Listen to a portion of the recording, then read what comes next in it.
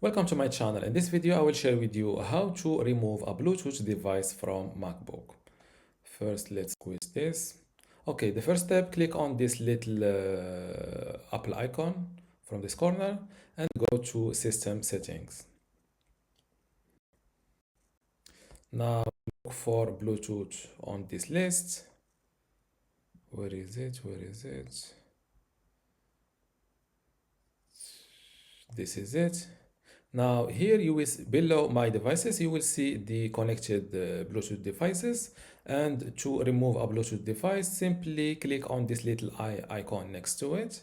For example, I already connected my Android phone. To remove it, click on this little eye icon and select forget this device. This device will not reconnect automatically. You will have to connect it again if you want to use it later. Yes, click on forget device. And this is how to remove a Bluetooth device from MacBook. If you still have a question, leave it in the comments below. And don't forget to give this video a like. Thank you.